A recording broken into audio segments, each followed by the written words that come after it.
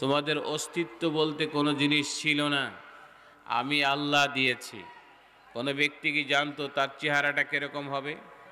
আজকে দুই পাশে দুটি হাত, সামনে একটা নাক, দুই পাশে দুটি চোখ, দুই পাশে কান, সরু সরু, এরকম ডিজাইনকে আল্লাহ করবেন কেউ বুঝতে পেরেছে কখনো? কেউ জানে না। আল্লাহ ইচ্ছে করলে ঘটিটা ঘুরে পিছনের দিক মুখ রাখতে পারতেন, বডিটা সামনে রাখতেন, হাত দিয়ে ঠেলে ঠেলে পা উপরের দিক দিয়ে হাঁটাতে ইচ্ছা করলে পারতেন না? কথা বলেন। এই সৌন্দর্যের ভিতরে এখানে যারা বসা আছেন, একজন ব্যক্তির নাকটা একদম ভেটা মিশে গেছে, দেখবেন শুধু একটা নাকের কারণে তাহার চেহারা সৌন্দর্যটা মলিন হয়ে যায়। কে বলেন ঠিক না? কিন্তু আপনার কল্পনায় কি কখনো ছিল নাকটা এই জায়গা আল্লাহ রাখছে, এখানে রাখবে কেন? এটা পিছনে রাখলেই তো পারতেন। কি ঘুরাইয়া খাবার নিয়ে পিছনে শুই খায়, গিরান ভালো আছে না মন্দ আছে, এরপরে নাকে খাওয়া শুরু করতো।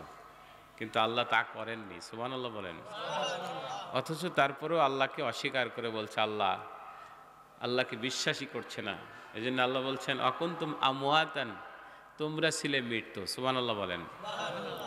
ফাহইয়াকুম, আমি আল্লাহ জীবন দিয়েছি। কি দিয়েছি? জীবন দিয়েছি। সুম্মা ইউমিতুকুম, আবার মৃত্যু হবে, অতঃপর তোমাদের মরণ হবে। সুম্মা ইলাইহি তুরজাউন, আমি আল্লাহর কাছে ফিরে আসবে। বলেন না সুবহানাল্লাহ। কবি বলেন কাগজ কাট কাট ঘড়ি বানা কর, ওড়া তো হায় ময়দান মে। কাগজ কাট কাট ঘড়ি বানা কর, ওড়া তো হায় ময়দান মে। গুরবে সারা ক্যা করতা হো, রশি মৌলার হাত মে। আল্লাহু আকবার বলেন। কাগজ কেটে কেটে ঘড়ি বানায়া, ঘুড়ি যখন আকাশে উড়িয়ে দেওয়া হয়, ঘুড়ি মনের সানন্দে উঠতে থাকে। সারাদিন ওড়ার পরে মনে করে পৃথিবীতে বোধহয় আমার নামা লাগবে না, পৃথিবীতে যাওয়ার কোনো প্রয়োজন নেই, পৃথিবীতে বোধহয় আমাকে ছেড়ে দেওয়া হয়েছে। সারাদিন ওড়ার পরে লাডাইল যখন টান শুরু করে দেয়, ঘুড়ির দেহে যখন টান লেগে যায়, এই ঘুড়ি আফসোস করে বলে, বুঝতে পেরেছিলাম মনে হয় আমাকে জনমের তরে খালাস করে দিয়ে হয়েছে, অথচ তো আমাকে ছেড়ে দেওয়া হয় নাই, আবার আমার মালিকের কাছে ফিরে যেতে হবে।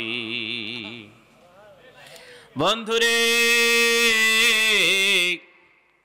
কি করে তুমি হাঁটো, কি করে তুমি চলো, কোথায় তুমি যাও, কোথায় ঘোরো, কোন জায়গায় অবস্থান করো, তুমি কি জানো না একদিন ফিরে যেতে হবে? ঠিক কিনা বলেন? আজকে দুনিয়ার রঙ্গমঞ্চে তোমাকে আটকিয়ে রেখে দিল, রঙ্গমঞ্চে তোমাকে বন্ধ করে দিল, দুনিয়ার সমস্ত কাজ ছেড়ে তুমি পড়ে আছো কোথায়, কোন জায়গায় তুমি চলো? একটা বার কি খেয়াল আছে তোমাকে যেতেই হবে? ঠিক কিনা বলেন? হযরতে সুলাইমান আলাইহিস সালামের সময় এক ব্যক্তি দাঁড়িয়ে আছে, মনের ভিতরে কত আনন্দ, সংসার করে, পরিবার পরিজন মেনটেন করে, সব কিছু চালায়, সব চলে। ব্রেনের ভিতরে একবার কামড় দিল, মনে হয় আমাকে যেতে হবে। চোখের পানি ছেড়ে ছেড়ে কাঁদতেছিলেন, কান্নার কোনো শেষ নাই। কাঁদতেছিলেন আর বলতেছিলেন, মালিক একদিন আমাকে অবশ্যই যেতে হবে, একদিন আমাকে চলে যেতেই হবে। যেতেই যখন হবে, যাওয়ার অন্তত পক্ষে 1 ঘন্টা পূর্বে তুমি আমাকে একটা চিঠি দিয়ে জানিয়ে দিবে। বলেন না সুবহানাল্লাহ। বন্ধুরে আমার, শুনে রাখুন, লোকটি সংসারের কাজে ব্যর্থ হয়ে যায়, পরিবার পরিজন নিয়ে ব্যস্ত হয়, চাষাবাদ করতে থাকে, ব্যবসা বাণিজ্য করতে থাকে, সময়টা অতিবাহিত হয়। 10 চলে গেল, 20 চলে গেল, 30 চলে গেল, 40, 50, 60, 70, 100 হয়ে গেল।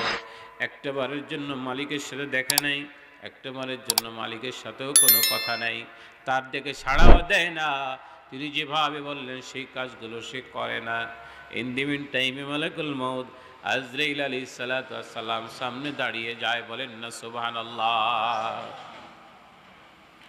লোকটি ডাক দিয়ে বলে, কে তুমি?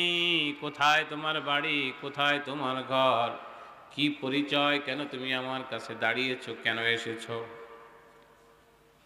মালাকুল মউত বলে, আনা আজরাইল, আমি মালাকুল মউত। কেন এসেছো? তোমার জানটা নেওয়ার সময় হয়েছে। এখন মনে পড়ে গেল যে আমাকে তো আল্লাহ ওয়াদা করেছেন 1 ঘন্টা পূর্বে আমাকে চিঠি দিয়ে সহযোগিতা করবেন, জানাবেন।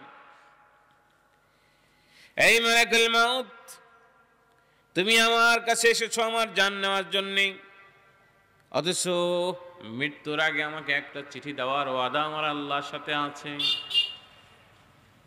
বাংলা একটা কথা আছে, মরে মরে ক্ষুদিরারি ছাড়ে না, কথা আছে না? শরীরে বল নাই কিন্তু তেজটা কোথায়? যে আল্লাহ মৃত্যুর 1 ঘন্টা আগে আমাকে জানানোর জন্য ওয়াদা করেছিলেন, কিন্তু আমাকে তো একটা চিঠিও দেওয়া হয়নি। আল্লাহু আকবার বলেন। মালাকুল মাউত আজরাইল ডাক দিয়ে বলে, বন্ধু এখনই তোমার মৃত্যু হবে না, 1 ঘন্টা পরেই তোমার মৃত্যু হবে। কয় চিঠি কই? কয় চিঠি তোমাকে একটা নয় 5টা চিঠি তোমাকে আল্লাহ দিয়েছেন, একটার জবাবও তুমি দাও নাই। কয়টা চিঠি? 5টা। মিজাজ কি ঠান্ডা না গরম? চিঠি পাইলাম না একটাও, কয় 5টা। এর কি করার জায়গা পাও না? কয় না না, চিঠি তোমাকে 5টা দিয়েছে কিন্তু একটার জবাবও তুমি দাও নাই। সুবহানাল্লাহ বলেন। মালাকুল মাউত আজরাইল ওই লোকটি চোখে আঙ্গুল দিয়ে বুঝায় দিলেন, 5টা চিঠি তুমি একটার জবাব দাও নাই। কয় কোনটা প্রথম, কোনটা শেষ, কোনটা মাঝখানে এসেছে বলো? কয় 1 নম্বর চিঠি তোমার চেহারার দিকে একবার তাকাও, তোমার মুখের দিকে নজর করো, তোমার মুখের ভিতরে যে দাঁতগুলো ছিল সেগুলো আছে কিনা। কে? তোমার যে দাঁতগুলো দিয়ে তুমি হাড় মটমট করে ভেঙে ভেঙে খেতে, বলে এইগুলো চাবাতে কটকট করে আওয়াজ বের হতো, সেই দাঁতগুলো তোমার আছে কিনা? কয় তা তো নাই। 1 নম্বর চিঠি তুমি জবাব দাও নাই। 2 নম্বর চিঠি তোমার চক্ষু দৃষ্টিতে আছে কিনা দেখো। তাকিয়ে দেখে চোখে এখন বেশি একটা দেখে না, ঘোলা গোলা দেখে। কি বলেন ঠিক না? চিঠি কিন্তু 2টা অলরেডি হয়ে গেছে, চোখে কিন্তু এই কাছে দূরে ক্লিয়ার দেখি না, তাহলে বোঝা গেল চিঠি চলে আসছে। কে বলেন ঠিক না?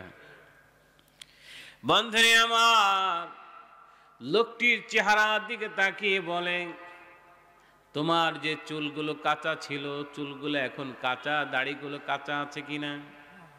কয় না, 3টা চিঠি। কয়টা? 3টা চিঠি পেয়েছি, জবাব দিয়েছে। কয় তা তো দেই নাই। আজরাইল বলে, 4র্থ নম্বর চিঠি তোমার কান, যেই কানের গোড়ায় দাঁড়িয়ে স্ত্রী ফিসফিস করে বাবার বিরুদ্ধে মায়ের বিরুদ্ধে বলতো তুমি শুনতা, এই কানটা তোমার আছে কিনা? কয় তাও তো নাই। কয়টা গেল? 5ম নম্বর চিঠি তোমার যে জওয়ানি ছিল, তুমি শত শত মাইল বেগে চলতে, কোনো ক্রান্তি তোমাকে ধরতো না, বোঝাকে বোঝা মনকে মনকে কাঁধে নিতে, একবার হাঁপানিও হতো না, কাশিও তোমাকে ধরতো না। এই চিঠি 5টা এসেছে, কয়টা চিঠির তুমি জবাব দিয়েছ? আল্লাহু আকবার বলেন। লোকটি অস্থির হয়ে যায়, সারাটা জীবন দুনিয়ার কাজে ব্যয় করে চিন্তা করে হায় হায় চলে যেতে হবে, যাওয়াকে রোধ করা যায় কিনা, ঠেকানো যায় কিনা, কোনোভাবে এর থেকে মুক্তি পাওয়া যায় কিনা। লোকটি কি করলো? বিছনা থেকে এখন আর বিছনায় নিয়ে লাফ দিয়ে উঠেছে, লাঠি ভর করে করে জামানার নবী হযরত সুলাইমান আলাইহিস সালাতু ওয়াস সালামের সামনে দাঁড়িয়ে যায়। আল্লাহ নবী সুলাইমানকে সালাম আনতে বলে, নবী আমি জেনেছি, আমি শুনেছি বাতাস আপনার নিয়ন্ত্রণে আছে, বাতাসকে আপনি ইশারা করলে এক প্রান্ত থেকে আর এক প্রান্তে সে নিয়ে যেতে পারে। হুজুর আপনার কাছে আমার আবেদন, পৃথিবীর এমন একটা জায়গায় আমাকে পাঠিয়ে দেন যেখানে কেউ বসবাস করে না। এই জন্য কয় বয়স হলেই করবে, বয়স হলেই নামাজে যাবে। যুবক ছেলেরা গল্প গুলুজুক করে আড্ডা দেয়, কোথাও কোনো মাহফিল হলে, কোনো জায়গায় মজলিস হলে, দিনে মজলিস, চাচা তুমি যাও আমাদের সময় হয় না এখনো, বলে না?